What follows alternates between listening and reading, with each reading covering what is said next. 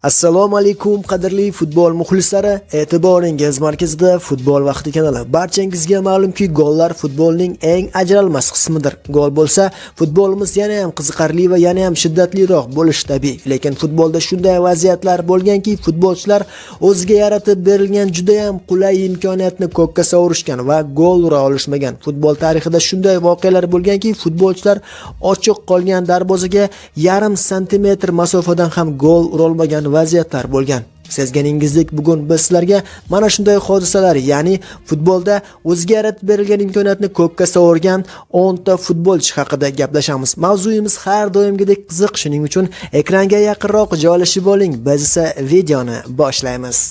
Qadrli futbol muxlislari, o'tgan videomizdagi sirli futbolchi hozirda Real Madrid jamoasi sharafini himoya qilayotgan belgiyalik Eden Hazard edi. Ko'pchilik futbol muxlislarimizning yodida bo'lsa kerak. Bir vaqtlar Eden Hazard Chelsea jamoasi sharafini himoya qilib yurgan paytlarida bol bo'yiga juda ham qo'pol harakat qilgan va mana shu qo'pol harakatlari uchun hakam tomonidan qizil kartochka olib maydonni tark etgandi. Biz aynan mana shu epizodni sizlarga havola qilishga harakat qildik. Ko'pchilik futbol muxlislarimiz mana shu futbolchi ismini to'g'ri javob berishdi, lekin aynan mana shu 5 ta ishtirokchimiz eng birinchilardan bo'lib to'g'ri javob berishdi. Agarda sizning ham kommentariysalaringiz bizning videolarimizdan joy olishini xohlasangiz, mana shu sirli futbolchini eng birinchilardan bo'lib to'g'ri javob bering va keyingi videolarda aynan sizning kommentariyangiz joy olishi mumkin. 10-o'rin. Juda ham qulay bo'lgan imkoniyatdan foydalana olmay, o'z jamoasining mag'lubiyatiga sababchi bo'lgan futbolchi. Bilasizmi, Belgiya chempionati doirasida Mexlin hamda Atsensa jamoalari to'qnash kelishdi. Mana shu uchrashuvda Mexlin jamoasining futbolchisi o'ziga yaratib berilgan 101% imkoniyatdan foydalana olmadi. Ushbu futbolchining ismi esa Astra. Ko'rib turganingizdek, Astra o'ziga yaratib berilgan juda ham qulay imkoniyatdan bombo'sh darvozaga yarim metr masofadan gol ura olaman deb tushdi va natijada uning jamoasi gol urishdan mahrum bo'ldi. Keyin esa 90-daqiqalarga kelib Mexlin jamoasi o'z darvozasidan to'p o'tkazib yuborishdi va natijada 1-0 hisobida mag'lubiyatga uchrashdi. Do'stlar, videoni ko'rib bo'ldingiz va endi mening savolimga javob bering. Bu futbolchi qanday qilib gol ura olmadi? 9-o'rin. Gol uraman deb tayyor golni yo'qqa chiqargan hujumchi. Bilasizmi, PSG jamoasining hujumchisi Erik Choupo-Moting o'zining g'ayrioddiy harakatlari bilan butun dunyo futbol muxlislarini, hattoki eng kuchli futbolchilarni ham yoqasini ushlashga majbur qildi. To'g'risi, bu futbolchining harakatlarini ko'rib men tushunmadim, balki siz tushungandirsiz. Ko'rib turganingizdek, Erik tayyor darvoza to'ridan joy olayotgan to'pni to'xtatib qoldi va tepmadi. Bilmadim nega u bunday harakat qildi. Balki u to'p bizning darvozamizga ketyapti deb o'yladimi?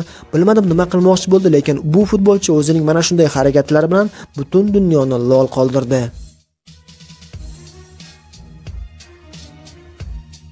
8-o'rin. Argentinalik futbolchi Lucas Masayra hozirgi paytda Bolgariya chempionatida harakat qiladi va ushbu harakatni ham u aynan Bolgariya chempionatida amalga oshirgan. Ko'rib turganingizdek, ushbu futbolchi argentinalik futbolchilarning nomiga dog' tushirgan harakatlarni amalga oshirgan. Ya'ni yarim metr masofadan gol ura olmay to'pni darvoza to'siniga tekkizgan. To'g'risi, manaman degan futbolchilar ham o'zlari xohlab ham yarim metr masofadan turib darvoza to'sinini belgilay olishmaydi, lekin bu futbolchi gol urmaslik uchun balki mana shunday harakatni amalga oshirgandir. 7-o'rin. Menimcha ushbu epizodlarning orasida eng alamli tarzda gol ura olmagan futbolchi mana shu futbolchi bo'lsa kerak. Bu futbolchi Malayziya chempionatida harakat qiladi. Ko'rib turganingizdek, avvaliga u to'pni himoyachidan olib qo'ydi. Keyin esa darvozabonga ham pressing uyushtirib to'pni olib qo'yishga muvaffaq bo'ldi. Lekin yakunda bu futbolchi gol ura olmadi. Menimcha bu juda ham alamli holat bo'lsa kerak. Sen ajoyib tarzda harakat qilasan, 2 marotaba to'pni olib qo'yasan va bo'sh qolgan darvozaga gol ura olmaysan.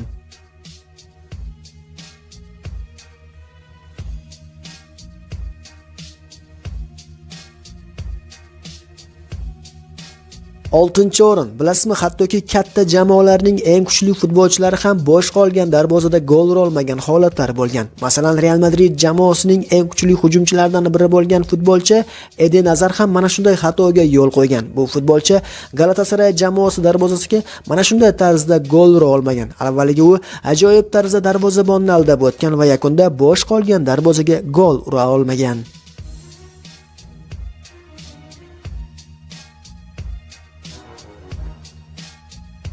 5-o'rin yana bir Madrid jamoasi. Bu safar Atletico Madrid jamoasining hujumchisi Diego Costaning qilgan harakatlariga qarang. Gap kelganda bu futbolchi juda ham katta gapirib yuboradi. Qaysidir intervyusida bu futbolchi o'zini Lionel Messi va Cristiano Ronaldodan qolishmasligini aytgan. Lekin mana bu epizodlarni ko'rib, bu futbolchi aslida o'ziga yarasha futbolchiligini bilishingiz mumkin. Ko'rib turganingizdek, bo'sh qolgan darvozaga ushbu futbolchi gol ura olmagan.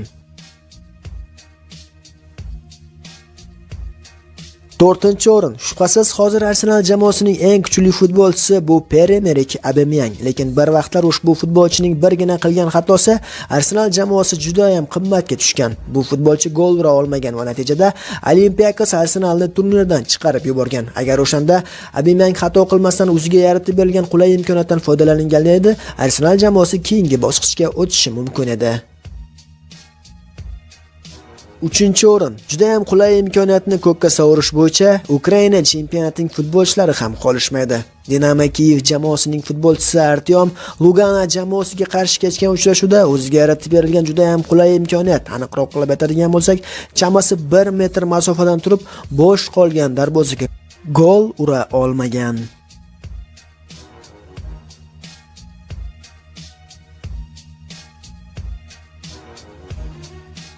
Ikkinchi o'rin. Barchangizning yodingizda bo'lsa kerak, Chempionlar Ligasi doirasida Lyon jamoasi 3-1 hisobida Manchester City jamoasini mag'lubiyatga uchratib, turnirdan chiqarib yuborgan edi. Mana shu uchrashuvda 85-daqiqaga kelib Rahim Sterling o'ziga yaratib berilgan juda ham qulay imkoniyatdan foydalana olmagan. Ko'rib turganingizdek, bo'sh qolgan darvoza va juda ham kerakli bo'lgan golni Rahim Sterling ura olmagan va natijada uning jamoasi turnirni tark etishga majbur bo'lgan. Guardiolaning holatiga qarang, u xuddiki nega deb faryod qilayotganga o'xshaydi.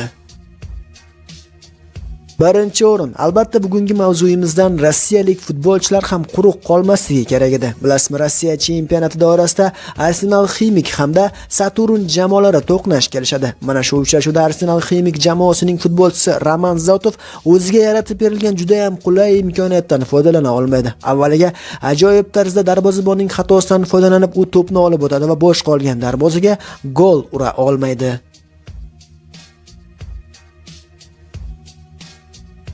Qadrli futbol muxlislari, videoni yakunlashdan oldin sizlardan bir narsani so'ramoqchiman. Bugungi epizodlarimiz orasida eng alamli epizod qaysi biri? Bu haqida o'z fikringizni kommentariyalarda yozib qoldirishni unutmang. O'ylaymanki, tanlangan mavzu va video sizlarga manzur bo'ldi. Keyingi videolarda ko'rishguncha, xayr, salomat bo'ling.